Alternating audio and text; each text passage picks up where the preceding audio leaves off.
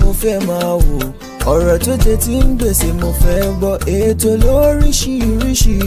wọ́n wà lọ́lọ́kan òjọ̀kan, ìròyìn tó kojú òṣùwọ̀n àtàwọn ọ̀rọ̀ àgbọ́ fi kọ́gbọ́n, eré wọlé fún tẹ̀rù tọmọ tèwe tàgbà ẹ má fi para. AGI TV mo fẹ́ máa wò, ọ̀rọ̀ tó jẹ tí ń gbèsè mo fẹ́ gbọ́, ètò lóríṣiríṣi wọ́n wà lọ́lọ́kan òjọ̀kan, ìròyìn tó kojú òṣùwọ̀n àtàwọn ọ̀rọ̀ àgbọ́ fi kọ́gbọ́n, eré wọlé fún tẹ̀rù tọmọ tèwe tàgbà ẹ má fi para. Àdànà kó kọjá mórí nǹkan fèrè, bàbá rere káwí parí. BGI TV, we are the pace setters. Bàbá gbàgede ìmọ̀ tẹlifíṣọ̀n station tí dòde. Mo kí gbogbo ojú tó wò mí káàkiri ayé, mo kí wa lọ́kùnrin lóbìnrin lọ́mọdé lágbà nínú ilé yìí. Mo kí wa pa kú dédé àsìkò yìí, àsìkò gbójú ọjọ́ ti rí ẹ̀ẹ́dẹ́ ọdún bí ó bó ló ti rí lọ́dọ̀ ti yín, ṣó ń ṣe jọ́mjọ́m. A sì wà ní ojú ọjọ́, akáàárọ̀ akásàn akúrọ̀lẹ́ àkàálẹ́, gbogbo wa ni mo kí lápapọ̀ tí mi ò yọ ẹnì kankan sílẹ̀. Mo kí bàbá mi mo fẹ́ forúkọ wọn ṣe Ṣokotí tí wọ́n wà ní Chicago lamẹ́ríkà lọ́wọ́lọ́wọ́ báyìí. Mo kí yín o, mo sì kí ọmọ wọn sista Amina tí àwọn náà tí wọ́n tọ́jú bàbá wọn lọ́wọ́. Gbogbo ẹ̀yin ará Amẹ́ríkà ẹ kú àmójúbà Ṣokotí lamẹ́ríkà. Àwa náà lágbára Ọlọ́run aṣínà fáwa náà, ohun èmi náà kémi náà wá, àmọ́ físà ṣe ìṣòjòrò tó bá yá Ọlọ́run á sọ pásìkò tó. Mo bá yín yọ̀ bàbá Ṣokotí, kì í ṣàkọ́kọ́ lọ yín rè ní anyways, ẹ ṣẹ̀ṣẹ̀ ń lọ. Mo kí gbogbo ọmọ Yorùbá, ọmọ aládé káàkiri gbogbo ayé ibi tẹ́ ti ń wò mí. Mo kí wa pé a kú dédé àsìkò yìí, a kú bẹ̀rẹ̀ ọ̀sẹ̀ tuntun. Ọ̀sẹ̀ tá a mú yìí ní agbára Ọlọ́run yóò sàn wá sówó, sàn wá sọ́mọ, sàn wá sáìkú baálé ọ̀rọ̀. Ó yẹ wá nǹkan fìdílé tàbí kẹ́ fìdílé nǹkan. Ọ̀rọ̀ tó lọ lẹ́tọ̀ tó wà lórí ìkànnì Bàbá Gbàgede Ìmọ̀ TV, BGI TV. A wà lórí BGI TV ní orí YouTube, a wà lórí Gbàgede Ìmọ̀ with Aláwìyé Adébáyọ̀ lórí Facebook, Gbàgede Ìmọ̀ _22 lórí Instagram. Bákan náà ni pé a wà ní Bàbá Gbàgede Ìmọ̀ lórí TikTok. Ṣé wá ní gbogbo àwọn handles tí mo dárúkọ yìí, ẹ máa tẹ̀lé wa ń bẹ̀, ẹ subscribe fún wa lórí YouTube, ẹ follow wa lórí Facebook, ẹ follow wa lórí Instagram, ẹ follow wa lórí TikTok. Ó yẹ wá nǹkan fìdílé tàbí kẹ́ fìdílé nǹkan, kí n má bópo lọ́lé olóró, kí n má sọ léyà, kí n má sọ dìlé pẹ́ lónìí. Ṣé rí bá a ṣe rọra ń ṣe wẹ́rẹ́dẹ̀wẹ́rẹ́ táwọn èèyàn kan rò pé wọ́n pariwo ẹnu ní kí ló fẹ́ ṣẹlẹ̀? Ọlọ́run, aṣọ tí ẹ ń lapa káàkiri ilẹ̀ Nàìjíríà bá a ṣe ń sọ yìí, ó la àwọn èèyàn lójú gan-an, pàápàá jùlọ nílẹ̀ Haúsá. Ẹ gbọ́ wínrínwínrín lẹ́nu àwọn Haúsá. Bójú Yorùbá ti ṣe là tí Ọlọ́run ló Gbòho láti là wá lójú pé ó ti tó bẹ́ẹ̀ Fúlàní tẹ́ ṣe tó dìde ńgbà yẹn ní 2021. Ọ̀dọ̀ àwọn ọmọ Yorùbá látàyé Awólọ́wọ̀ wọ́n ti lajú wípé kí wọ́n gba Yorùbá lọ́wọ́ Fúlàní, ṣùgbọ́n níṣe la máa ń rí pátákó máa ń wá fún Yorùbá, àpapàá jùlọ àwọn tó bá dìde. Bàbá wa Awólọ́wọ̀ ṣe tiẹ̀, oríṣiríṣi àwọn èèyàn náà wá wọ́n ṣe tiwọn. Èyí tó ṣojú àwa tó jẹ́ of recent, òun náà ni ti Bọ́lá Ìgè, òun náà ni ti Tinubu Abíọ́lá. Oníkálùkù wọn ṣe, ṣùgbọ́n Fúlàní disturb wọn jẹ́ kán achieve tán fẹ́ achieve nílẹ̀ Yorùbá. Èyí tó wá jẹ́ tó ń gbóná gbooru lọ́wọ́lọ́wọ́ yìí, òun ni ti Sunday Igboho. Ẹ wo tán ṣe fọ́mọkùnrin yẹn pẹ̀lú gbariwo tí Igboho pa. Ọlọ́run ti jẹ́ kọ́mọkùnrin yẹn tètè rí ọ̀kan, kó tètè rí iwájú, kó tètè rí dẹ́dẹ́ ọkàn ò rí.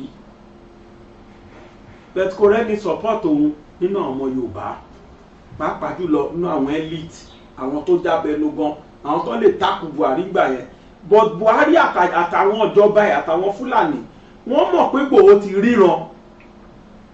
wọ́n wá gbogbo ọ̀nà láti stop Ìgbòho láti gé lẹ́sẹ̀. Ọmọkùnrin yóò ṣàgbà, ó mọ̀ pé ìjọba wọn ló wà lóde ńgbà náà, ó dẹ̀ mọ̀ wípé wọ́n rẹ́dì ẹ̀pa iná yẹn, ó mọ̀ pé wọ́n rẹ́dì láti tákù òun, àmọ́ kò sọ̀rọ̀, ó ń wò wọ́n. At the end of the day wọ́n pláàni fún àgbè ni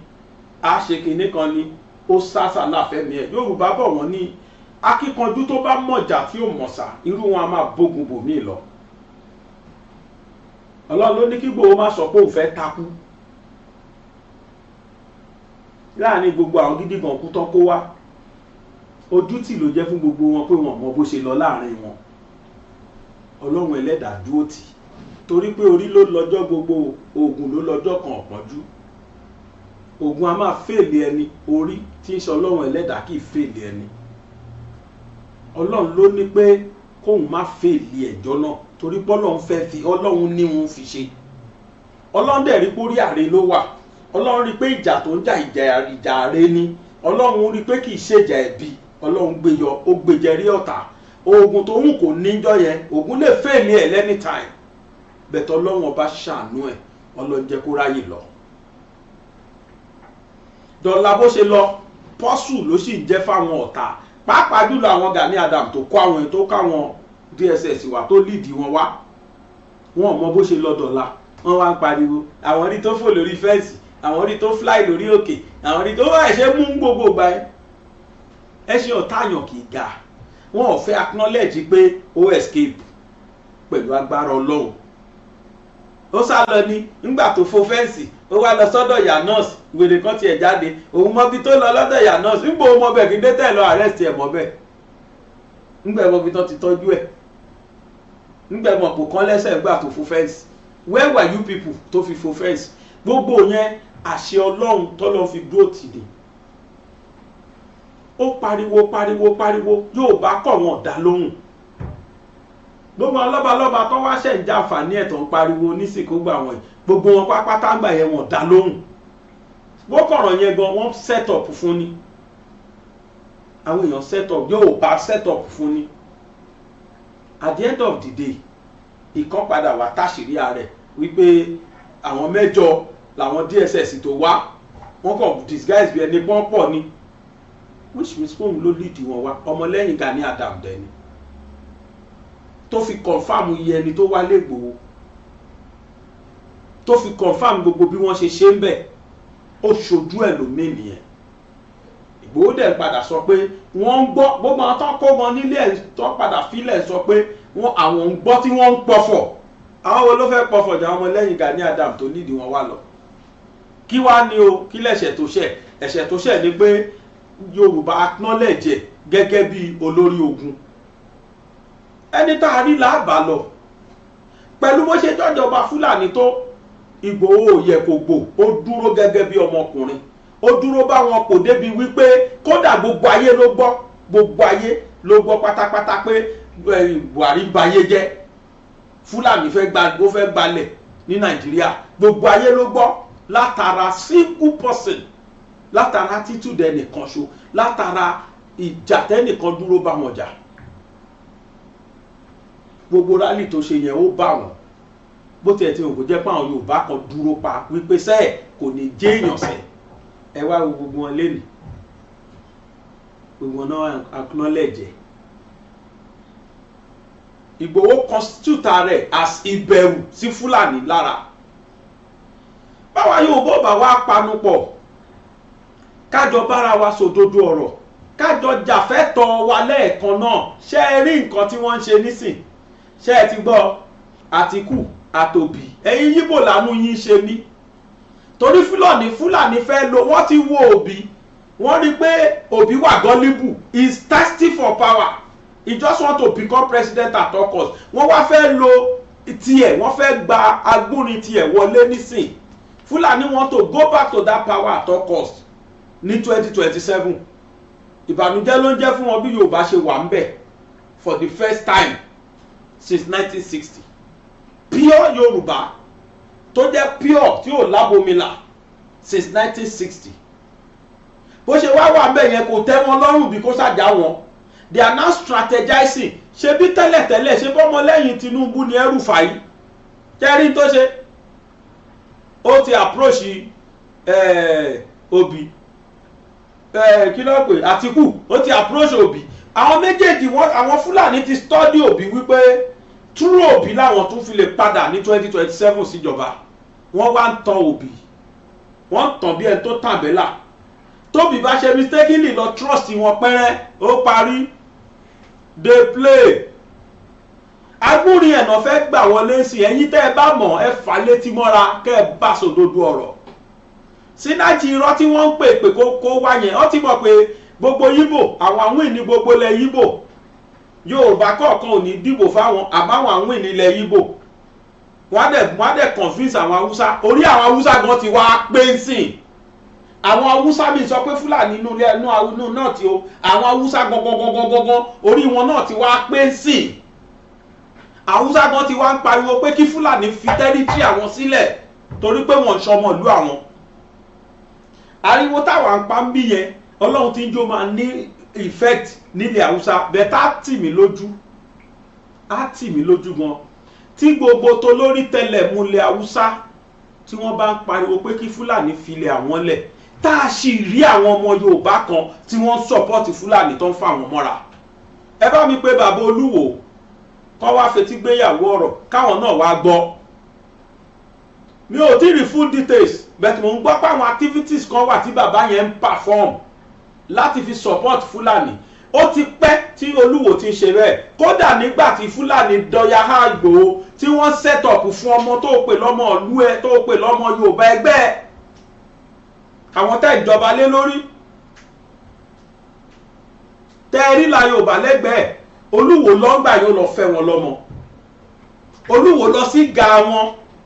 lọ́sùn state tó bá ti lé yín bí kan ẹ máa bọ̀ lọ́dọ̀ òun àyè wà níwò. I watch it no be say dem tell me that time. Gbogbo bá ṣe ń sọ pé kó wó lolúwo ń dè wípé kó dúró nígbà yẹn ó lóun nídìí 1 million Fúlàní lọ́dọ̀ òun àìgbọ́n fetí mi gbọ́ báyìí ni. Òun ní kọ́kọ́ bẹ́ẹ̀ náà ni yàkésẹ́ẹ̀tì ẹ̀yìn Fúlàní ló wà digbí bí ọ̀tá anything tí Fúlàní bá ti ṣe tẹ́ ẹ bá ti sọ pé ẹ máa dọ̀tá yàkésẹ́ẹ̀tì ni. Bẹ́ẹ̀ tíjọ́ tó ti wá ṣe gbogbo ẹ̀ náà àṣírí ẹ̀ fi ń tú sí ni kò fi jẹ́ èèyàn ni kò fi ní láárí sí ni wọ́n jẹlẹ́yà náà lu òyìnbó wọn tán náà wà á bẹ́tà àwọn àwátàwà Nàìjíríà. Ẹni kíyà yẹn jáde kó wá sọ achievement ẹ̀ níjó ti ń pariwo Fúlàní abẹ́ta wọn àwátàwà Nàìjíríà bẹ́ta wọn. Ó lè ní bàbá gàgẹ́gẹ́ mẹ́ ẹgbẹ́ kò kúkú dára fún náà ayé ti mọ̀ ọ́. Gbogbo ẹ̀dá tó bá ti sọ pé n tí Yorùbá fẹ́ kí wọ́n má rí gbà tó dẹ̀jọ́ ọmọ Yorùbá ẹ gbọ́ Ọlọ́run á bí léèrè ó di dandan. Ojú Fúlàní ojú àwọn Haúsá gan ti là sí wọ́n ti ń pariwo pé kí Fúlàní kúrò nílùú àwọn ọmọ Yorùbá láti jókòó láti ṣàbòsí láti ṣe ọ̀tẹ̀. Ìgbòho sọ́ngbà yẹn ó tún sọ ní ìtòwọlé pé mo ń sọ fún gbogbo wọn gbà yẹn wọn ò gbọ́ ni mo ń sọ fún wọn pé Buhari àtàwọn Fúlàní wọ́n ní plan fún wa wọn ò gbọ́ ni. Mo wo fídíò yẹn ẹ̀rù bà mí pé máa yìí ṣé kò sọ ni ṣé kò try ni ṣé kò wùwà wípé kọ́rọ̀ wa má padà rí bá ilẹ̀ Yorùbá. Yorùbá ní àìkọ́wọ́ ẹjọ́ rìn ló ń jọmọ ejò níyà. Ìbàjẹ́ pé ṣèbè paramọ́lẹ̀ kí gbogbo wọn kó lọ kí wọ́n wà wájú kí òjòlá tó dó lórí ejò tó ń pè ní èrè kó máa wá wọ́bọ̀ lẹ́yìn wọn. Èmi ń wo ọdẹ tó fẹ́ dúró dejò mo ń wo ọdẹ tó fẹ́ nà ìbọn sọ́mọ ejò. Bẹ́ẹ̀ tí ń gbà tán ti kọ́wọ́ rìn tán ti ń rìn ní kọ̀ọ̀kan kódà wọn a máa pa òjòlá pàápàá. Ayé ń pa láìmọye ìgbà àìmọye tí mo ti rí tán ti parí tá a fẹ́ gùn láti bí síbi 1 kìlómítà. Gíga ilé àtó gígẹdú èrè náà ń pè èrè a máa gbódìndí èèyàn mi bó ṣe wù pẹ̀lú gbàgbárẹ̀ ọmọ apá ẹ̀dá ká kí ló fà á torí pọ́n dáṣe tiwọn. Kò sí bá ṣe lè lágbára tó lẹ̀ Yorùbá tá a bá ń dáṣe nǹkan wa a lè rọ́nà àbáyọ. Yorùbá ní àgbájọ ọwọ́ la fi sọ̀yà ọ̀pẹ iṣu ní máa ya igi ọ̀pọ̀ odò ló máa ń dàgbàrà, ọ̀pọ̀ òjò ní dàgbàrà, ọ̀pọ̀ àgbàrá ló ń di òkun, ọ̀pọ̀ àgbàrá ló ń dodò ńlá, ọ̀pọ̀ odò ńlá ló máa ń dòkun. Stage by stage nílé ayé Ọlọ́run dẹ̀ máa ń ṣe kinní yẹn. Tí yàbá ti ń jẹ ìran kan, Ọlọ́run máa gbé mẹ̀sáyà kan dìde fún wọn tó máa jẹ́ olùgbèjà. Wọ́n dẹ̀ máa ń lálátakò. Àwọn ìjọ Israel, àwọn Bani Israel, Quran àti Bíbélì sọ fún wa pé Ọlọ́run gbé Musa Ọlọ́run gbé dìde. Lára àwọn ọmọ Bani Israel ló ti gbé dìde. Ṣùgbọ́n láti gbà táwọn adífá tí wọ́n ti sọ fún Fáráò, wọ́n máa bí ọmọ kan ọkùnrin ni o, ara ọmọ Israel dẹ̀ ló máa bí, ó máa bàjọ́ bẹ́ẹ̀ jẹ́ o, ló ti gbìyànjú pé kó má wáyé. Orí agúnrin tèmi náà dúró sí nìyẹn, wípé kádàrá Ọlọ́run gbogbo ẹ̀dá yóò lè yí padà àfi tọ́lọ́run ò bá fẹ́ kó ṣeé ṣe. Orí tèmi náà dúró lé nìyẹn. Ṣẹ̀rọ Ọlọ́run ẹlẹ́dàá, ó lè lọ àwọn Yorùbá ní ẹ̀dá ò lè pa kádàrá dà, wọ́n máa ń fọwọ́ aago sẹ́yìn ni, yes, wọ́n lè fà sẹ́yìn yẹn náà torí pásìkò yẹn ò tí ì tó lọ́dọ̀ Ọlọ́run ni láṣẹrò pọ́n fà sẹ́yìn. Tásìkò bá tó gbogbo ayé ìyá àti balẹ̀ káàtàndọ̀nù, wọn ò lè fàsìkò kankan sẹ́yìn. Ntọ́lọ́ bá fẹ́ ṣe gbogbo ayé ò lè dá dúró. Yorùbá nation kí náà Yorùbá Nàìjíríà pé tọ́lọ́ bá lásìkò tó ìfẹ́ǹtì kan àkànṣẹlẹ̀ ni ó parí, we would have choice than kálukú máa separate. Gbogbo táwa ṣì ń pariwo ẹ̀ tán fẹ́ gbọ́ yìí, but thank God that the little we are saying ó nífẹ̀ẹ́ tí tá à ń rí, because orin tọ́mọdé ń kọ tágbà nǹkan sìn ni pé ẹ wo is no more working, let us separate. When we started that crusade, èpè làwọn ọ̀pọ̀lọpọ̀ iṣẹ́, wọ́n rò pé bóyá hope wà, wọ́n rò pé bóyá rọ́là ń pa, wípé Fúlàní wọ́n ní very bad plan fún wa ní Nàìjíríà. Inú mi dùn pé ojú àwọn èèyàn wá ńlá sí sensitization program yẹn, àwọn informations yẹn ń kárí. Àwọn èèyàn ti rí i pé irọ́ ni Fúlàní ń pa, ohun tó fẹ́ fi ṣe olórí lé wa lórí náà wá, àwọn tó tún fẹ́ kó sóko ẹrú ẹlẹ́ẹ̀kejì náà wá, ọwọ́ ti tó wọn nílẹ̀ Haúsá, wọ́n ti gba bìkan náà lẹ̀ Yorùbá, wọn ò ní rí mi ìgbà mọ́ lágbára Ọlọ́run. Ilẹ̀ Ìgbò nìkan ló sì free àti South tí wọ́n ì rí gbà. But gbogbo geopolitical source tó wà north under wọn ló wà, bẹ́ẹ̀ wọn ló wà. Wọ́n tún gba bìkan náà ní north, ẹ lọ́dọ̀ wa nílé Ìlọrin, ẹ lọ́ wo lọ́rin, ẹ wò gbèsè ayé tó ń gbé ń bẹ̀. Wọ́n á colonize yín tó wá tún colonize ìmúra yín, wọ́n á colonize oúnjẹ yín, wọ́n á colonize cuisine yín, wọ́n á colonize gbogbo gbèsè ayé yín. Dọ́là ìran Fúlàní ló jọba nílọrin, dọ́là ọ̀sẹ̀ yìí ìran Fúlàní ló jọba nílọrin. Kódà mo fẹ́ ló lójú ọmọ Ìlọrin tí ò lè sọ̀rọ̀, tí ò lè sọ Haúsá, tí ò lè sọ Fúlàní. Ìmí ìsọ tápà nù wọn. For you to know the kind of life. Wọ́n dẹ̀ tún change ọba yín, oyè ọba yín wọ́n máa change ẹ̀, kí ló ń jọba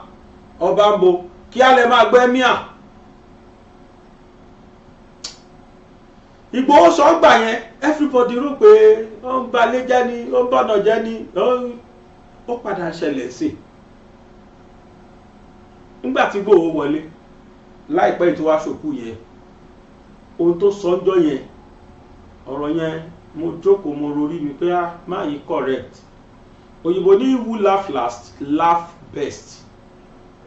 Gbogbo ìgbà tí wọ́n táwọn Fúlàní yẹn dé tí wọ́n pa àwọn ọba yẹn, ṣé ẹ̀rọ kan déédéé stop má pọ̀ ọba mọ́ ni. Wọ́n lọ rọ mọ́ igi ni, igi tí wọ́n rọ mọ́ igi tọ́mọ̀ pọ̀ lọ ń dá. Ọwọ́ pé àwọn ọba yẹn pe Ìgbòho tí wọ́n dẹ̀ rí pé Ìgbòho present, ó wà ó show lójú screen, ó dẹ̀ lérí pé ẹni ọba ọfẹ́ fọkàn balẹ̀. Ẹ̀yin gbọ́ kí Fúlàní kan tó pọ̀ ọba wa lóko mọ́, ẹgbọ́ kan tó dọ̀ya ọba wa mọ́. Ẹ mọ iye tó pa léraléra ń gbà ẹ̀. Àwọn ọba yẹn náà mọ òótọ́ ọ̀rọ̀, wọ́n mọ òdodo, wọ́n mọ̀. Yorùbá níbẹ̀jà bá sọ lódò àmọ̀ye tó. Wọ́n mọ̀ pé kò síbi táwọn lè gbà lẹ́yìn káwọn lọ bá Gbòho. Òun lọ lọ́wọ́n bá gbé dìde tó ń lò lọ́wọ́. Àwọn ṣe pariwo Ìgbòho gbà wá, gbogbo one, every one of them. wọ́n ṣe ní kí Kakanfò gbà wọ́n àbí generalismo lásàmọ́ Kakanfò sí olórí ológun kí ló dé tó sọ pé Kakanfò ó wà ohun tí ẹ wà physically present láàrin wọn ìwà wọn ìṣesí wọn náà ní bíbò ó ṣe dèrò ẹni tó wà èrò exile àwọn náà fà ó ṣe mí ò gbà mí kí dẹ̀ ló fà ìlara ọ̀rọ̀ tí Gbòho sọ rèé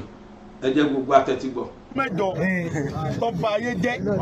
tí mo dẹ̀ ń ké fún gbogbo yín pé ẹ dìde o Buhari ti ba ayé jẹ́ o ẹnìkan kan sọ̀rọ̀ ńgbà yẹn náà wọ́n sọ̀rọ̀. káàkà ìwọ ni ò pé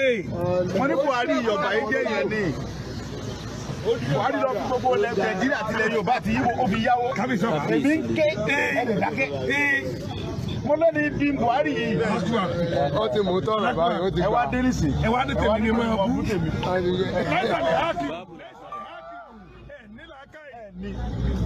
ẹn tó bá ní ń bù nílàkàyè. Buhari lu ọdún mẹ́jọ èmi nìkan ni mo jáde lẹ́yìn Yorùbá fún protest ọkùnrin burúkú Buhari yẹn ní bíní kò sí Yorùbá kankan tó sọ̀rọ̀ kò sí ẹnì kankan tó sọ̀rọ̀ mi kankan kò sẹ́ni tó ṣe protest. ọ̀rọ̀ de fura wọn kankan fọra dà. ẹnìkan kò ṣe yọrọ mo sọ̀rọ̀ báyìí ní ìfẹ́ ẹnìkan kò ṣe protest. Buhari lu ọdún mẹ́jọ òfò àtàdánù lọ jẹ́ fúnlẹ̀ Yorùbá. fúnlẹ̀ Yorùbá gbogbo Yorùbá pátápátá káàbàtà ó gbé gbọdà ṣe gbọ́ ṣó parọ́ ni ṣó fọ́ǹbù ni wàláì tó sọ yẹn bó ṣe rí nìyẹn. Every one of us fail to see the way Igboho saw it then.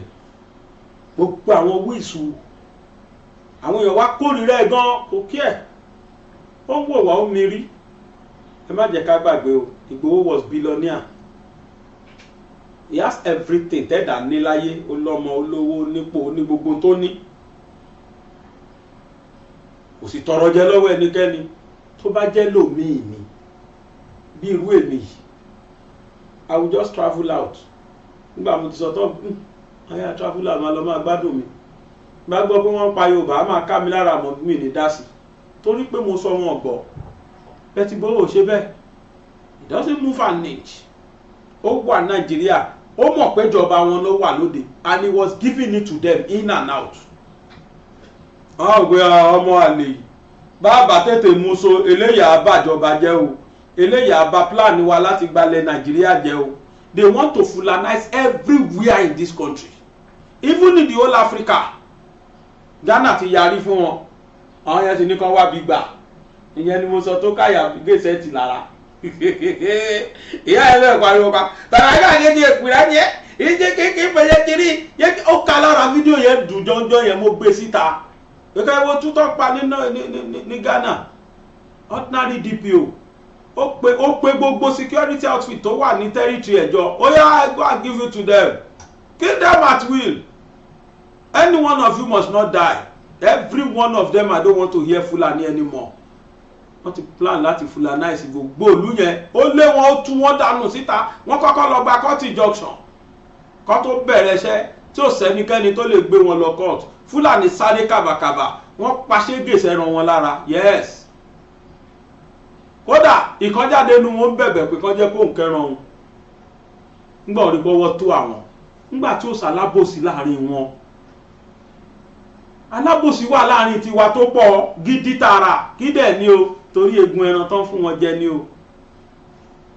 ẹ lọ gbà wọn tó rí bílíọ̀nù jìkó Yorùbá mélòó ló wà nù wọn Yorùbá few ẹ lọ wo north ẹ lọ wo tó ní kálukú wọn kó ní owó because they have access to it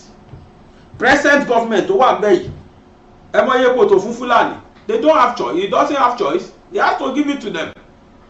wọ́n dẹ̀ ṣe fún ẹ̀mọ̀ tán kó pẹ̀lú ẹ̀ náà kò tó tẹ́ wọn lọ́rùn wọ́n ti ń lérí kiri pé 2027 àwọn làwọn gbọ́dọ̀ padà sípò ó ní Yorùbá ṣe gbọ́dọ̀ sáré kàbàkàbà Fúlàní ò gbọ́dọ̀ padà sípò ká sì wà lọ́ndà wọn Nàìjíríà ariwo táwa ń pa nìyẹn ẹ gbọ́ tí Fúlàní bá gba ìjọba padà tí Yorùbá sì wà Nàìjíríà Ọlọ́run ẹlẹ́dàá yàsìn wọn á rọrọ bíi ìwọ̀nba ọdún mẹ́jọ tọ́lọ́bá ní kí Tinubu ṣọdún mẹ́jọ ìwọ̀nba ọdún mẹ́jọ yẹn wọ́n á fìyà 20 years jẹ wá kalẹ̀ yóò bá ṣe báyìí ẹrù tó ń bà wá nìyẹn wípé ọmọ wa wà lórí oyè ìsìn Fúlàní sì ń ṣe tó ń ṣe tó yìí nílẹ̀ Yorùbá tó bá tún wá jáwọn náà padà sípò nǹkan o kí ló fẹ́ ṣẹlẹ̀ sáwa Yorùbá what becomes of us ariwo tá à ń pa nìyẹn ẹwọ tuntun pa ọmọ wa ló wà lórí oyè ẹwọ tuntun pa fáwọn ọba wa adúpẹ́ fọlọ́run pé àwọn agbófinró wọ́n extradite action wọ́n extradite action wọn á padà rí àwọn ará bí yẹn mú arímúnú wọ́n dẹ̀ converse ìtòlọpọ̀ àwọn ọba méjì gbàtàn tí meeting bọ̀ ó lóun lòun pa wọ́n ó dẹ̀ ṣàlàyé bó ṣe pa wọ́n pàápàá bó bá jáyé Fúlàní ni ṣé wọ́n á rí wọn mú ọdún àwọn tó ń mú iná sìn ó bá wù àlọ́lá máa rí àní rábọ̀ torí pé àwọn tó máa wà nídìí àwọn tó máa adjudicate kéèsì wọ́n pọ́n fún wọn pátápátá lè nìkan fún wọn sí life jail ó bá dẹ̀ yà sí ilẹ̀ máa rí táwọn èèyàn wọn máa lọ fọ́ prison ibi tán bá wà wọ́n máa kó wọn jáde déédéé reintegrate them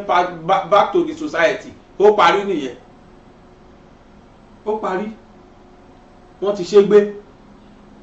ṣé yẹn la fẹ́ jókòó tì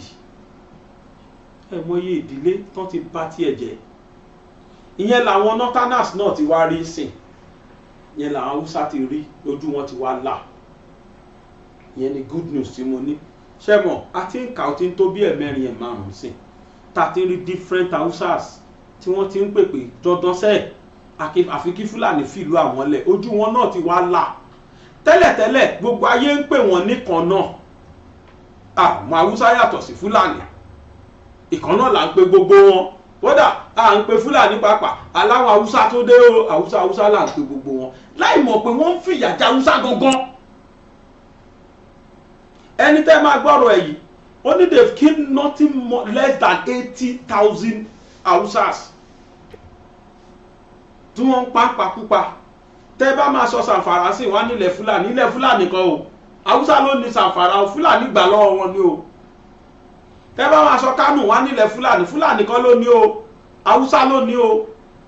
and there is totally distinct totally different between Hausa and Fulanis wọn ò tán rárá torí pé wọ́n kọ́ǹkà wọn láyé ò ṣe mọ̀ yàtọ̀ àwọn dẹ̀ ni wọ́n rù lé wọn lórí gbogbo ọba ilẹ̀ Hausa I am start to be corrected gbogbo ẹni bẹ́ẹ̀ bá ń gbọ́ tó jẹ́ emir èdè Fúlàní ni emir kì í ṣèdè Hausa sẹ́ríkì làwùsá ń jẹ Hausa kì í jẹ emir Fúlàní ló ń jẹ emir kí ló ń jẹ Kánò emir of Kánò lẹ máa gbọ́ Fúlàní ló jọba ń bẹ̀ gbogbo ọ̀rọ̀ àwọn àdòbáyérò yẹn ìran àwọn gbogbo ọ̀rọ̀ yẹn Fúlàní ni wọ́n Fúlàní ni wọ́n àwọn Lámídò Sànúsì kọ̀ọ̀kan tẹ̀rí yẹn Fúlàní ni wọ́n àwọn náà ní láríjù north gbogbo òpò tó yẹ káwọn Haúsá gbà àwọn náà wà nípò most of their governors if not all their governors are Fulanis El-Rufai Fúlàní ni Àtíkù Fúlàní ni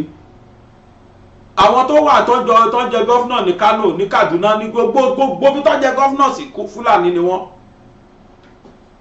Dandola Fúlàní ni so they are all Fulanis kódà dórí àwọn chief imam gbogbo chief imam tó wà ní Haúsá pátá tó jẹ́ chief imam lukọ̀ọ̀kan chief imam Kano Fúlàní ni chief imam Kaduna Fúlàní ni chief imam Zaria Fúlàní ni gbogbo àwọn chief imam Fúlàní ni gbogbo wọn jẹ́ pátá wọ́n rọ́ Haúsá sẹ́yìn báyìí àwọn Haúsá ò ríro tẹ́lẹ̀ ọ̀ntì tí Yorùbá bẹ̀rẹ̀ ojú wọn ti wá láàṣẹ àwọn náà ti wá ń pèpè wípé Iléyá o ẹ̀yin Fúlàní yẹn kó olùwà ìtẹ̀ ṣètò àlejò ní ẹ ti sọra yín dodílé àfi kí àwọn ọmọ Yorùbá ká fohùn ṣọ̀kan tí Haúsá bá lè máa pariwo bẹ́ẹ̀ tipẹ́tẹ̀ làwọn Yorùbá làwọn Ìgbò ti ń pariwo tiwọn ó ti pẹ́ ojú tí wọ́n yẹn ti ṣáájú wa làgán ẹnu wọn dẹ̀ kò tó bá jẹ́ pé gbogbo Yorùbá lọ dìde mọ́ Sunday Igboho ni lọ́wọ́ ìfúlàní kẹ́lẹ́ Yorùbá láéláyé àbá máa fetí gbọ́ nítorí tí lóbìnrin fi ń gbóhùn orò wọ́n bẹ̀rù tinú wọ́n bẹ̀rù wọn àwọn ọ̀tí ẹ̀fẹ́ gbọ́ tí Ìgbòho yẹn ṣe ti ọjọ́ tí Ìgbòho wá sí Nàìjíríà tó wá ṣe òkú yẹ ẹ̀rí wọ́n ṣe ń pariwo ni Ìgbòho ìdátìbá dìde fọ́ọ̀bù Ìgbòho nítorí pẹ́rù ń bà wọ́n ẹ̀rù ń bà wọ́n dé wọ́n tí wọ́n release Ìgbòho Miyetti Allah ló kàn ń ké tọ́gbọ́ pé wọ́n release Ìgbòho kó bẹ̀nẹ̀ wọ́n ní kó máa lọ Germany wọ́n ní kó lọ bíbáhùn Miyetti Allah lákọ́ gbọ́ lẹ́nu ẹ̀ tó bẹ́ẹ̀ sí ní sunkún torí wọ́n mọ̀ pọ́ta àwọn náà tó release yẹn wọ́n mọ̀ pé nìkan tó kápá àwọn náà release yẹn wọ́n mọ̀ pé nìkan tó lè mobilize Yorùbá against àwọn náà release yẹn ariwo náà wá ń pa bí tẹ̀rọ lọ́gì ẹgbọ́n ọmọ tó máa Hausa yìí sọ lórí ọ̀rọ̀ Fúlàní tí wọ́n balẹ̀ àwọn jẹ́ tí wọ́n gbógun tàwọn bọ́n ṣe ń sọ fún wọn pé kí wọ́n fìlú àwọn sílẹ̀ sẹ́ẹ̀ Hausa ló sọ̀rọ̀ yìí o kì í ṣe Yíbò bẹ́ẹ̀ ni kì í ṣe Yorùbá ẹgbọ́n kan tó sọ. Nigeria, where the Hausa indigenes gave the Fulani a quick notice to exit their land, saying the Fulani are invaders and they have come to destroy their land. Sir, most persons are of the view that the Fulani owns the north. Who are the main indigenes of the north? We are going to run down that history completely because the truth still remains. The reason why we should run it down is because at the issue from the beginning of this entity called Nigeria, the Fulanis are seen as invaders in the north. They brought a kind of religion, and it's also there abundantly spread in the media and even in our history books. And when Fulanis actually came to the part of the north and what they actually did in that part of the north. So it is a continuation, of the Fulanization of course, West Africa, so to say, and they are predominantly now in the northern part of the country with an agenda, to take over power, to rule them, to suppress them, and of course, subsequently, we have seen the continuous rise of Fulani in politics and of course in the military. We are not going to take exemption from what the British actually laid down as foundation to Nigeria's independence, but that's not what we're standing. The reality has come on ground now. Because let me also give you reference that at when Nigerian consciousness, especially those from the north who cannot separate politics from religion, who now understand that what they were into, was just a matter of religion and not a matter of reality. Now the reality has come over 219 years of Fulani existence in northern part of the country. They have killed over 30 million Hausas and raped a lot of people and destroyed the economy of that region. Took over their traditional leadership, took over their culture, took over governance, took over a military inheritance that was supposed to be strictly for the indigenous people of the north. I'm talking about the Hausas. But we are not going to say that it just started now. This is something that has been there for 219 years. When a man called Open Dafodio came and introduced a kind of religion, powered by the military at that time. But we have seen subsequently, as things continue to move towards that direction, we have seen the continuous Fulanization agenda down to the three geopolitical zones of the country. But the resistance continues to come even to date. They have been killing in the west, they have been killing in the east, they have been mass killing in the middle belt, and of course in the entire northern part of the country. But fortunately, for the revelation that came and people begin to look at the consciousness, of what is happening in the north. That is not just about religion, it's not about politics, but about conquest. And that conquest, has been zeroed down to the activities of Boko Haram, Fulani herdsmen, Miyetti Allah, all of them, in different sects, came up, ganged up and are pursuing the conquest agenda at the end of the day. They finally, inhabit and claim, that they are the indigenous people of or northern part of Nigeria. But recently, somebody came up and declared himself a liberator, to that effect, and begin to pass messages to Hausas for that consciousness to come to them. Of course, we will not take that away from them. We are making reference to also the revelation from the IPOB leader talking about Mazin Nnamdi Kanu, who also make sure that his own broadcast was being transmitted in Hausa language in the north, and over the years the thing has continued to build momentum, and that is what we are seeing today. That Alumbe Jaitom, if I can remember the name of those people who came up as a group and has declared that time is up for Fulanis in the north. But why did the Hausans have to wait till date? Because if you've seen, most of the northern states have been captured by the Fulani men, by the Fulani oligarchy, and then we've seen that now the major dominant in the north are Fulani. So why did they have to wait till this time before they serve this, before the Hausa have to send the Fulani a quick notice? Don't you think there is no remedy for now? No, the problem is that if you look at Khartoum Jitami, where he was addressing the world, as at that time, this a core Hausa indigene, he told the world, he enumerated, he explained, he highlighted, how the people were being massacred under the disguise of, trying to establish one ideology, or the other. Over the years, gradually, maybe a lot of people out of being unconscious, they see it as, this people has been part of us. We need to understand the direction where they're going, and it took quite a number of centuries, 2 centuries plus, before that consciousness come. But let me tell you one thing, through sin, one man, sin came into the world, and through one man, of course, salvation came. And the salvation, what we are experiencing, both in the north, in the west, and the entire eastern part of the country, is as a result of the messages that came out from a man known and called Mazin Nnamdi Kanu, who is also languishing in DSS custody. For simply telling the whole world what is actually going on. How the Sahel of Africa, of African states, are mobilizing, are building up arms and are moving military, to make sure that Fulani has Nigeria as Fulanized colony. This has been happening over the years. But this woman now, this very person now came up and said, no, now that we have come to the consciousness of what is happening in the north, and that's Kaikim Alumbe, who came out openly and addressed a press conference in that regard. And of course, not only that, he wrote to the federal government. I think he did a similar letter, while Buhari was still in power. But this one, he was more vocal, and a letter has been sent to the federal government under Tinubu, declaring that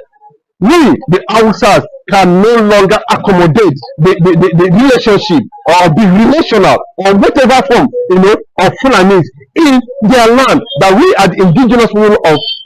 owners of the land in the north, and the Fulani is no longer tolerated. And of course, it definitely is going to see how that is going to work out, because of course there's going to be a kind of tribal war between the Hausas in the land and of course the Fulani, who are skilled, at the measure name of Fulani anywhere, what comes into your mind is killing, killers. But where did the Fulani originate from? Are they not? Don't they have their own ancestral land here in Nigeria?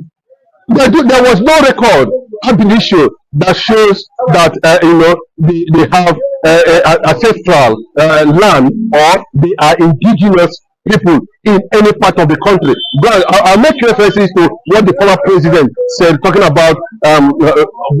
Olusegun Obasanjo. He made it very clearly that in truth and in honesty, the Fulanis are just invaders. As simple as that. The place they believe they came from called Sultan Jalon. Sultan Jalon is located somewhere where you have majority of them as tribe. You know, is located somewhere in Gambia, and they migrated with arming themselves with a certain ideology, and of course with a certain belief. You know, they can be relational and they can accommodate, they can adjust. But unfortunately, over the years, we have seen a transition from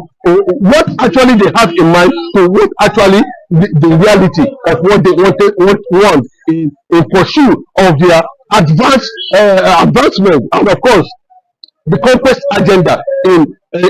Africa, and that took them to where we have today as Nigeria, northern Nigeria, so to say, talking about the arrival of the military leader. We are talking about Usman Dafodio, and that is exactly what happened, and that was how, you know, their conquest and forceful underground point to accept a certain ideology. That was what led to some Northerners and some Awusas at that time, you know, to start having them, you know, and possibly subsequently an ideology was introduced to them as religion, and from there they begin to build momentum. They conquered the entire northern Nigeria as at that time under Osman Dafodio, and that was where the genesis of the problem the whole Nigeria is having today. But from that time till now, we are talking about 219 ways, you know, of killing by Fulanis in the north. So you can see that at a point and every area there must be consciousness, and that consciousness has come, and that is why, you know, the elite who have been doing a lot of things in that regard has come out to say time is up for the Fulani herdsmen in the north. Time is up for the Fulani elders and herdsmen in the north. Thank you for listening to our guests. You can subscribe to our YouTube channel. The time is up for Fulani herdsmen in the north. The time is up for Fulanization of the north. Ṣé ti gbọ́ báyìí? Àwọn northerners gan sọ pé kí Fulani kò nílùú àwọn. Àwa Yorùbá wá sọ̀rọ̀, ẹ̀yin ọmọ àlè Yorùbá kan ẹ̀ takò wá. Bóyá ìrìn jẹ lọ́dọ̀ wọn ni o, bẹ́bí yín ni wọ́n ni o, bókó wọn ni bàbá yín ló fi dóyà yín dàgbà ni o, tẹ́ tó fi bí yín. Bóyá Fúlàní ni bàbá yín, ẹlòmíì wà náà anyways, táwa ń fojú Yorùbá wò tó jẹ́ ìran Fúlàní ni. Táwa ọmọ Yorùbá bá ń pariwo wípé enough is enough ló ṣẹlẹ̀. Mi ò ní problem pẹ̀lú pé a wà Nàìjíríà ṣe kìíní kan, tá a bá wà peaceful Nàìjíríà tí oníkálukú ń bá eré àníyàn bọ̀, no problem. But tíran kan bá wá sọ pé kùbí tíran mi máa gbà, tí wọ́n ń pa kúkúrú, tí wọ́n ń pa kúnkùn, tó ń gbọ́kùnrin, tí wọ́n ń gbóbìnrin, tí wọ́n ń gbọ́mọdé, tí wọ́n ń gbé àgbàlagbà, wọn ò ní respect fọ́ba, wọn ò ní respect fún jóyè. Ìran kan ṣo iná dẹ̀ ni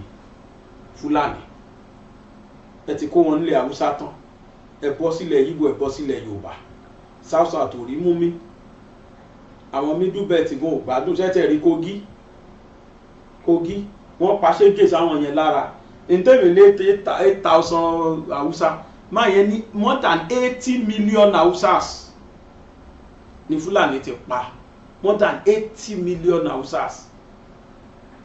Wọ́n ti colonize wọ́n pa wọ́n bí ẹni pẹ̀dìyẹ ní kí ló kàn wọ́n. Ní tó ṣẹlẹ̀ Zamfara every now and then ni. Nísìn ní Sokoto, wọ́n believe àwọn làwọn ní ìlú Sokoto. Whereas nínú ìtàn tí mo sọ nínú Tani Fúlàní, Usman Dafodio ìyá àti bàbá ẹ̀ migrate wá sí Sokoto, wọ́n ń gbé bẹ̀ ni.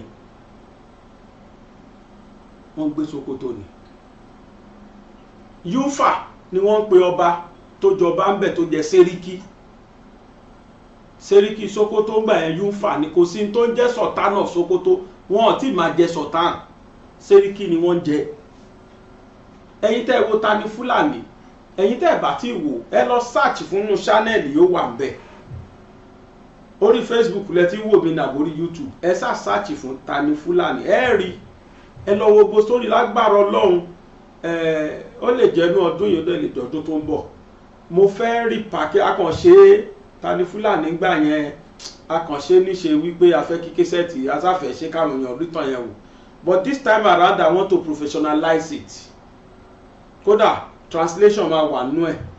tó máa bá mi translate mo dẹ̀ máa lo àwọn àgbààgbà òṣèré nínú ẹ̀ tí wọ́n máa dramatize ẹ̀ a máa ṣe tí gbogbo Yorùbá máa wò tí gbogbo Nigerians lè wò tí gbogbo the whole world lè wò kan understand a fẹ́ fi ẹjọ́ Fulani sáráyé ni mo ṣe pè ní Tani Fulani a máa professionalize ẹ̀ láìpẹ́ yìí mò ń ṣiṣẹ́ lé lórí lọ́wọ́ lágbára Ọlọ́run tó bá jáde sinimá láti máa lọ wò kó tó di pa gbé lọ sí abroad ẹ má wọríṣà mo ní plan lé lórí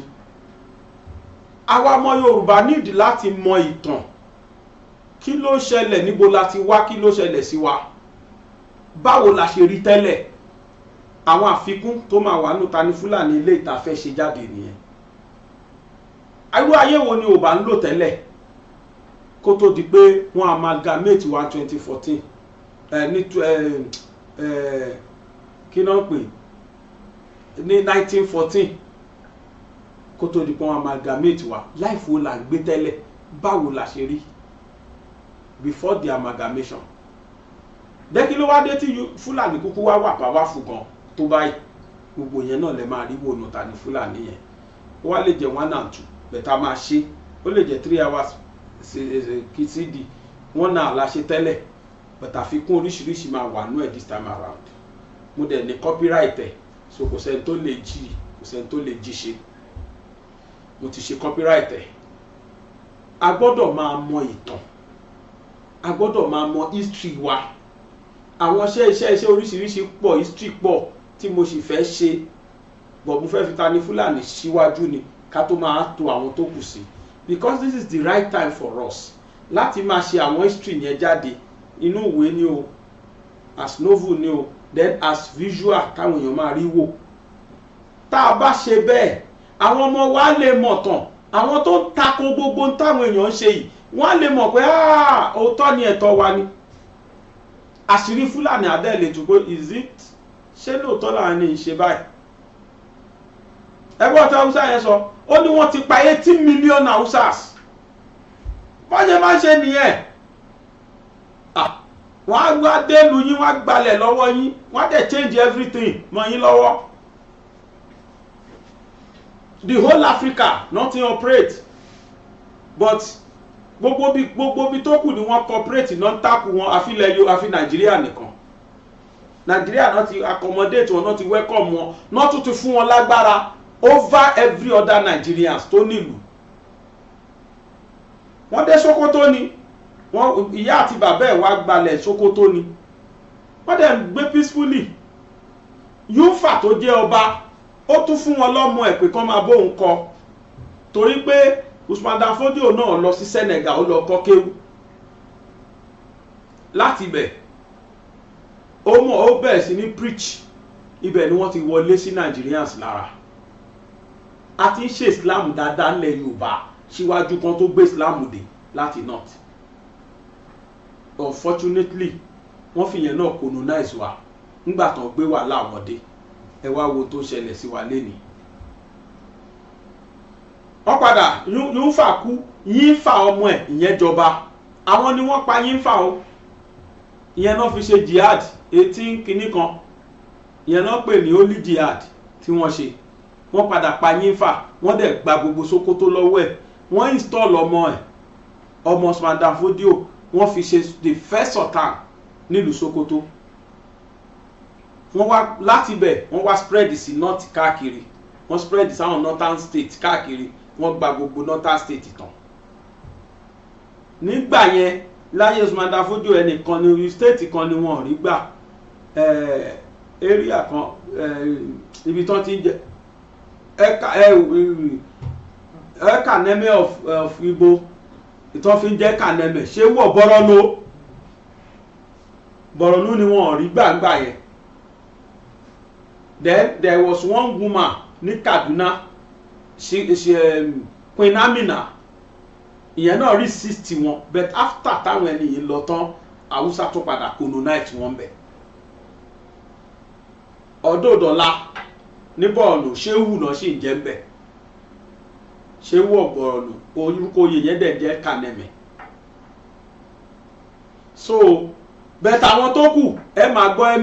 emir of Kano, emir of Zozo, emir of Kaduna, emir of kinikan, emir gbogbo bí tẹ́ bá ti ń gbọ́ emir àwọn àrọ́mọdọ́mọ Usman Dan Fodio ni. Kí ló fà á? Lára àwọn ọmọ àwọn ìlú yẹn náà tí wọ́n ń jàjẹbánu àwọn náà gba àbọ̀dè fún àwọn ọ̀ràn wọ́n jẹ́ kí Fúlàní wọlé sáwọn lára. Ṣùgbọ́n tí Fúlàní bá ti gbàjọba tán báyìí àwọn tó gbàbọ̀dè yẹn ni wọ́n kọ́ padà nù tó rọ́mọ̀ kan lè padà takú àwọn. Bọ́mọdé ò bàbá tán àbárọ̀bá gbogbo àwọn kan tí a sọ nìyẹn nínú ta ni Fúlàní. Lágbára Ọlọ́run bí ó ṣe parí ọdún yìí early next year á di nǹkan tó jẹ́ pé ó máa wà níta dáadáa. Ẹni tí mo fẹ́ tí mo arrange pẹ̀lú nígbà tá a kọ́ ṣe ẹni yẹn fẹ́ gbá mi mo ṣe stop ẹ̀ ni mi ṣe gbé jáde ńgbà yẹn bọ́ a máa wá tún ṣe mo kàn ṣe roughly ńgbà yẹn ni a ṣe jáde ńgbà yẹn ayé ò tí mọ̀ wá dáadáa níṣẹ́ a ṣe máa wá tún ṣe full a máa ná owó sí a máa tún ṣe nítorí kọ́mọ Yorùbá lè rí nǹkan máa wò kí wọ́n lè rí ìtàn débá a máa wá ṣe àwọn ọ̀tàn míì lẹ́yìn ẹ̀ kí ilẹ̀ Yorùbá lè di nǹkan tí àwọn èèyàn máa wà handful of history tó ti kọjá tó bá deny wa ní schools pé kán má sọ history mọ́ àwọn ò ní deny ara wa láti máa sọ history fáwọn ọmọ wa àtàwọn dádì wa tó ti lọ láti fi history yẹn rán wọn létí pé ẹ̀sà ẹ ti gbàgbé eléyìí ni kí ló dé tẹ̀ ń support Fúlàní. àwọn ọmọ aládé àwa gangan la nílẹ̀ wa we mustn't allow Fulani to totally be in control of our land. ó la ṣe ń pariwo pé gbogbo wa pátá ni ká panupọ̀ ká fi ìmọ̀ ṣọ̀kan bẹ́ẹ̀ kó sọgbọ́n kódà nú ẹbí kí bàbá bímọ 5 kọ́ máa lè kán má wà láàrin wọn ó lọ kì í ṣe pé òun náà ló máa bí ṣùgbọ́n àwùwọ̀ máa lè torí pé nínú gbogbo ọmọlẹ́yìn Jésù méjèèjìlá arọ́ máa lè kán nú ẹ̀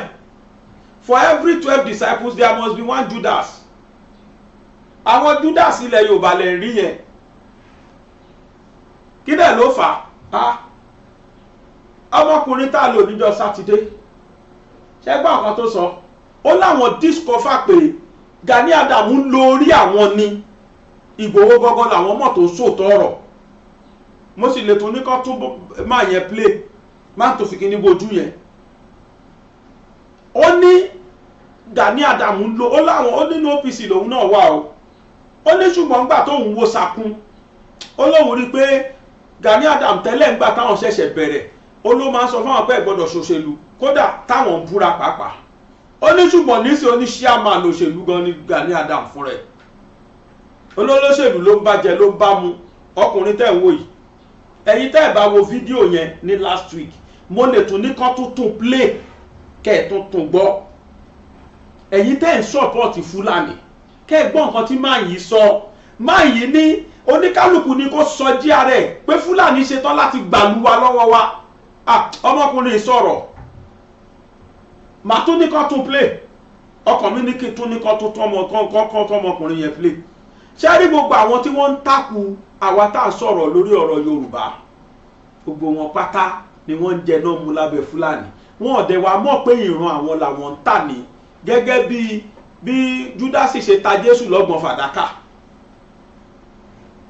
kí ló gbẹ̀yìn Júdásì ó pokùnso ni kò dúró lọ́gbọ̀n fàdákà ọ̀hún láyé ṣé Jésù wá ṣe pè fún ìyẹn ò ṣe pè fún ṣùgbọ́n o wọ́n ní ó gbádùn kí o tó lọ ìwà rẹ ní ó dá ọ lẹ́jọ́ ṣe rí guilty conscience ó máa ń dàyàn láàmú káàkiri ni Jésù ò ṣe pé fún Júdásì bẹ̀t kí ló ṣẹlẹ̀ sí fúnra rẹ̀ ló pokùnso fún rẹ̀ kò dúró nọ́gbọ̀n fàdákà ẹ̀ láyé ìwà ẹ̀ ọkàn ẹ̀ ló dá lẹ́jọ́ guilty conscience ni we always fear ìbẹ̀rù máa ń bá ni gbogbo ọkàn tó bá jẹ̀bi. ẹ̀yin ọmọ Yorùbá ẹ jẹ́ káwa náà jí gìrì káwa náà dìde kájọ pẹnupọ̀ kájọ panupọ̀ kájọ sọ pé enough is enough fún Fúlàní otherwise tá a bá lajúlẹ̀ tá a fọwọ́ lẹ́rán àwọn kan bí mi léèrè lórí fídíò tí mo ṣe níjọ́ sátidé pé kí lọ́nà àbáyọ ọ̀nà àbáyọ ni pé kí gbogbo àjọ fohùn ṣọ̀kan síbì kan pé sẹ́ àbá Fúlàní lọ mọ́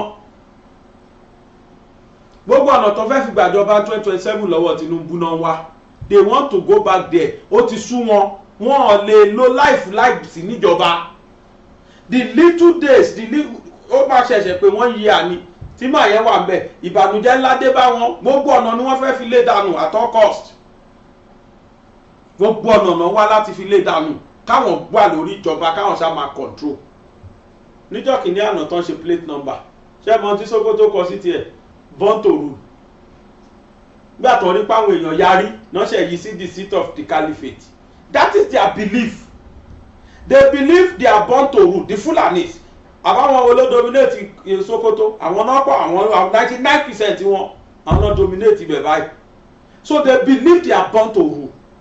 born to rule the others àwọn tó ní ìlú gangan àwa tá ní Nàìjíríà gangan wọ́n gbógun ti Yínfà tí ń ṣe ọmọ Yínfà tó jẹ sẹ́ríkì ńgbà tí Yínfà kú Yínfà kú naturally ni bẹ̀tì Yínfà ìyẹn ló gba ipò lọ́wọ́ bàbẹ́ tó dẹ̀ kéwú lọ́dà Usman Dan Fodio ó kàn déédéé rí i pé Usman Dan Fodio bẹ̀rẹ̀ sí ní preach against òun wọ́n bẹ̀rẹ̀ sí ní ṣàìmọye nǹkan wọ́n pa àwọn èèyàn bó ṣe yarí yẹn báyìí wọ́n gbé jihad dìde ni wọ́n dẹ̀ pa ṣégè sáwọn ọmọ Sókótó lára á dẹ̀ rí lára àwọn ọmọ Sókótó náà tó táwọn kódà ńgbà tí Fúlàní gbé ogun Jálumi dìde a rí lára ọmọ Yorùbá tó tẹ̀lé Fúlàní táwọn náà gbogbo wọn ọmọ Yorùbá ni wọn àwọn náà gbógun dìde wọ́n tẹ̀lé Fúlàní wọ́n jọ pàgọ́ sí Òṣogbo ni kó tó di pọ́wọ́ tó wọn mọ́bẹ̀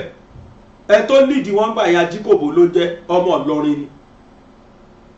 olólìdí Yorùbá àwọn náà ń fún àwọn Fúlàní lọ́wọ́ a sì rírú wọn náà sìn tí wọ́n ṣe kúbẹ́kúbẹ́ lábẹ́ Fúlàní àrírú wọn sì tàn gbàbọ̀dé àìbáwọn kan ló tẹ̀lé DSS lọ lé fún ilé Sunday Igboho kí sọmọ Yorùbá ni bẹ́ẹ̀ Fúlàní ló plan wọ́n ṣàfẹ́ pa àtọkọ̀ gbogbo àbá pàwọ̀ dànù kò sẹ́ni máa gbèjà Yorùbá mọ́ kò sẹ́ni máa liberate wọn mọ́ wọn wá mọ̀ pé iṣẹ́ tọ́lọ́run ti parí kò lè bàjẹ́ láíláí ẹ gbọ́ ọmọkùnrin yẹn. ọmọ Yorùbá àtàtà lèmi o. Yorùbá àtàtà ẹgbóhùn òkè Yorùbá pọ́ngbélé Oòduà nation àbí Yorùbá nation Yorùbá nation torí ìdí tẹ bẹ́ẹ̀ ṣe múra yìí á wò pé àbí àwọn ajínigbé àbí nǹkan kan ni. kò ń ṣe o olóòtú àwọn òṣìṣẹ́ ajínigbé o mi lè parọ́ fún yín ọmọ Yorùbá àtàtà la wa àwa dẹ̀ ti dúró tán mi lè parọ́ fún yín jagun la wa jagunjagun dẹ̀ kí n ṣojo akíkanjú la wa sà mi lè ẹ wò ọwọ́ mi ọrùn mi orí pàǹpà irin tútù lélẹ́yìí ọrùn náà la wa tí Yorùbá mi ti yé yín ló ń pè bá kí ni òdòrò Yorùbá nation. ọ̀dà àǹfààní láta níní láti bá yín sọ̀rọ̀ ni wípé bá a ṣe wá rí yín yìí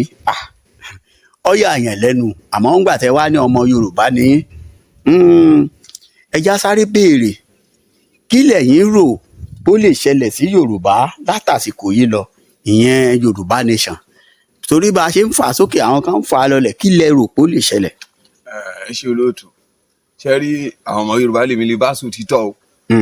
pé nǹkan ti bàjẹ́ jìnnà lẹ́yìn kó ní kálukú ṣe kí ni kó sọ jìn ara ẹ̀ ṣé Yorùbá mi ti yẹn kó sọ jìn kó lè ṣe kí ni kó lo brain ẹ̀ ṣé Yorùbá mi ti yẹn olóòtú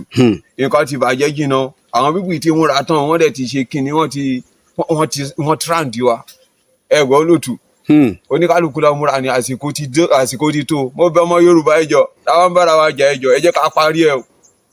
kò gbọ́dọ̀ síjà láàrin wa kó níkálukú ká parí ẹ ká sẹ́tọ̀ mi kébìlẹ̀ kó níkálukú ṣe kí ni kó sọ jí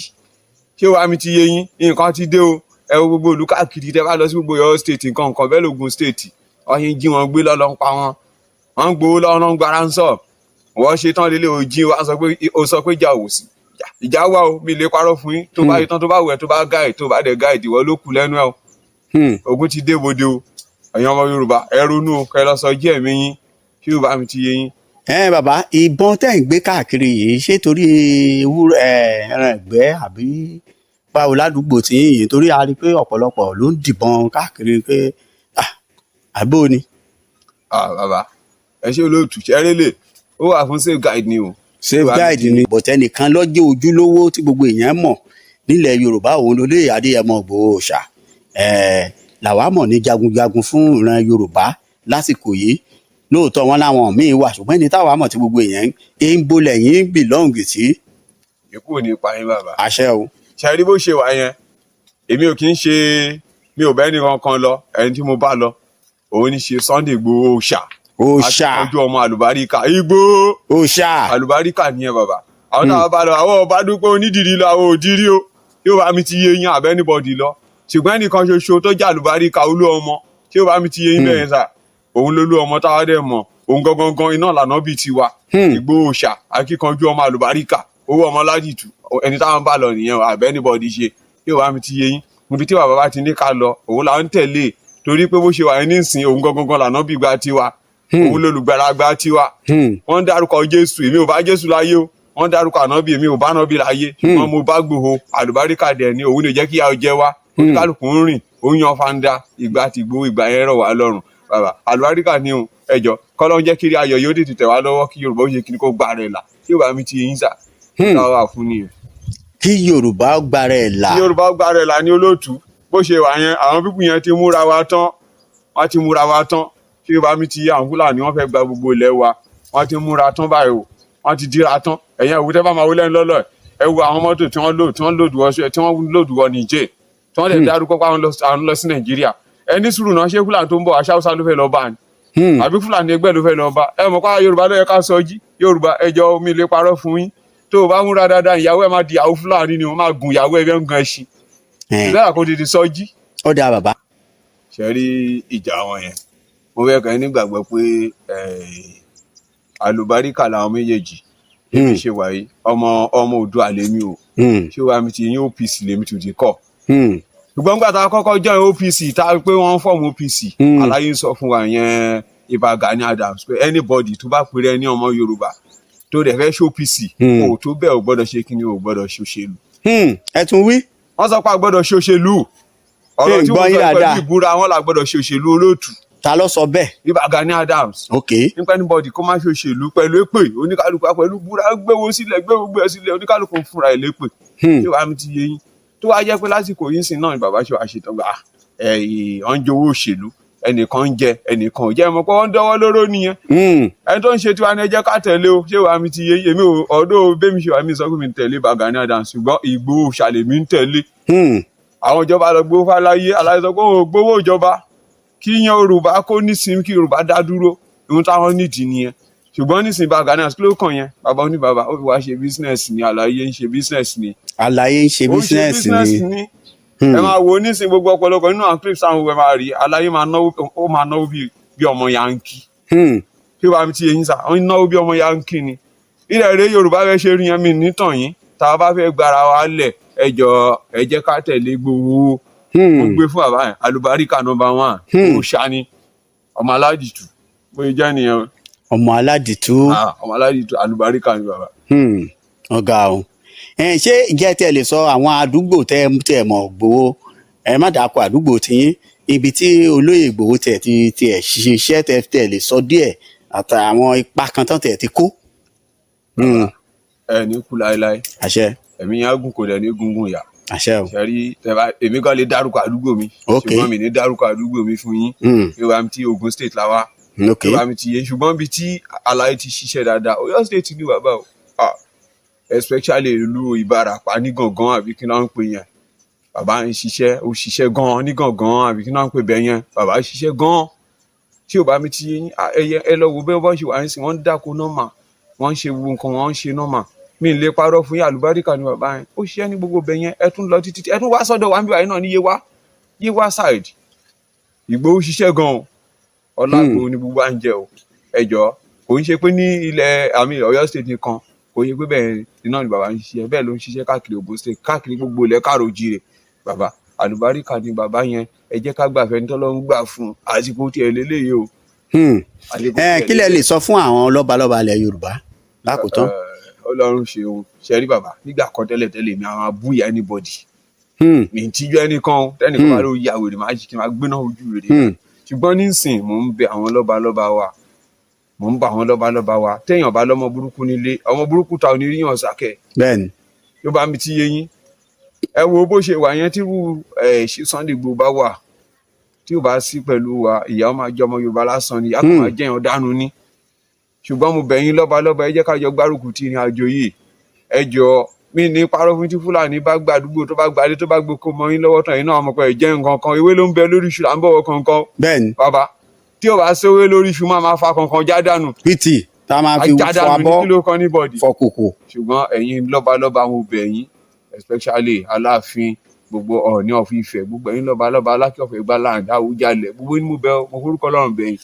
ẹ jẹ́ ká sọjí ẹ jẹ́ ká tẹ̀lé ọmọ wa ẹ̀yin lẹ́bí tó bá ṣe ẹ̀yin tẹ́lẹ̀tẹ́lẹ̀ ẹ jọ̀ọ́ mo fẹ́ kẹ́ ẹ jẹ́ ká jọ fi egun òtòlótó kẹ́ Ìjẹ̀bú rẹ̀ ti ṣàwó olùgbẹ̀bẹ̀ ẹ jọ̀ọ́ ẹ Ìjẹ̀bú rẹ̀ káwọn ọmọ wa má padà bọ́ sínú wàhálà yìí kò yẹ kẹ́yìn ó tà wá àwọn bàbá wa àtijọ́ wọn ti tà wá tẹ́lẹ̀tẹ́lẹ̀ ìyá ẹ̀ là ń jẹ́ lọ yìí ẹ má tà wá fúnra fún. lórí ọ̀rọ̀ tẹ́ ẹ sọ yìí pé àwọn bàbá wa tà wá àwọn kan lọ sọ pé àwọn sáìn lẹ́tà peace accord pẹ̀lú Fúlàní kí lẹ lè sọ ní ṣókí fún ẹ̀yin àgbẹ̀ lórúkọ ẹ̀yin àgbẹ̀ torí a mọ̀ pé iṣẹ́ àgbẹ̀ lẹ́yìn náà ń ṣe bọ́tẹ̀ jẹ́ pé ẹ tún ń ṣe hunter tẹ́ ẹ̀ ń ṣe iṣẹ́ ọdẹ kí lẹ lè sọ sí àwọn bàbá yìí. ṣe rí ibà ń ṣètò ọ̀rọ̀ à ń ṣètò ọ̀rọ̀ kó ṣe máa ṣẹlẹ̀ o kí wàá mi ti yín ó ti ṣẹlẹ̀ látàrí àwọn bàbá ó lọ ọ̀nà tí ń ṣe bẹ́ẹ̀ wọ́n sọ pé bóyá àwọn ń ṣètò gbàtọ́dẹ́ ń ṣètò lélẹ̀ kí ló ń padà ń ya ẹ jẹ́ kí n ṣàṣírí kan fún àwọn pípù yẹn gbọ́n jù wá lọ ẹ̀yẹ sọ máa kíyèsí àwọn pípù yẹn gbọ́n jù wá lọ ọmọ nǹkan tó ń ṣe o. ní àwọn Fúlàní ọmọ nǹkan tó ń ṣe bàbá tẹ báyìí tán lé wọn gbọ́ ti sàn ẹ má bínú ẹ jẹ́ ká jọ sign agreement láàrin ara wa nǹkan kan náà ni wá ọmọ ìyá ni wá ọmọ bàbá ni à ń parọ́ fúnra wa ni à ń tanra wa jẹ ní. ẹ̀wọ̀ ọwọ́ ń dọ́wọ́ lóró ìwọ tó bá ń jẹ níbì kan ìwọ náà ló sọ pé ń bá wọn sign tó ń sign agreement pẹ̀lú Fúlàní ó ń tanra ẹ jẹ ìran Yorùbá ó tún fẹ́ padà sóko ẹrú nìyẹn àdúrà lèmi gbà sọ́lọ́run bàbá Tinubu iná lèmi ń bẹ̀bẹ̀ fún pé kọ́lọ́run ṣe bàbá yẹn lẹ́lẹ́mìí gígùn kẹ́mi ẹ̀dẹ̀ máa gùn nígùn ya. kó sì fẹ̀mí kọ́lọ́run fẹ̀mí Yorùbá sí lọ́kàn. bàbá kọ́lọ́run fẹ̀mí Yorùbá sí lọ́kàn kí bàbá yẹn kó rántí wa kí ìyá máa jọmọ Yorùbá pa lásán tí ó bá mi ti yé yín kí bàbá yẹn rántí wa kọ́lọ́run jọ jáde nínú àánú ẹ̀ kó fi ẹ̀mí wa ẹ̀mí ìṣọ̀kan wa kó fi sí lọ́kàn ẹ̀mí ìrántí kó fi sí lọ́kàn kọ́mọ Yorùbá ó yóò ṣerú kí ayé jẹ́ ọmọ Yorùbá tí ó bá mi ti yé yín sà àdúrà tí mi ń gbà fún bàbá yẹn nìyẹn o àdúrà tí mo ń gbà fún bàbá yẹn nìyẹn o ẹ ti dùn kó dà kí nà kó dà ní tí ò dáná àwọn olórí burúkú lè yan bá tó ni àwọn ọ̀ràn kíran náà bá tó àwọn tó dà wá láàmú náà nìyẹn ọ̀ràn Fúlàní ló ń dà wá láàmú torí àwọn sọ pé káwọn bá wá sọ jí kí ìyàwó má di ìyàwó Fúlàní nígbà tó bá padà yá ẹ má bìrù eléègé lọ́wọ́ àfi já ìfún ẹlòmíì má dẹ̀ gba ìyàwó ẹ̀ ó tán nìyẹn pé wàá mi ti yẹ yín bó ṣe jẹ́ nìyẹn. ẹ ṣe púpọ̀ tó ẹ̀yin èèyàn wa nínú ilé.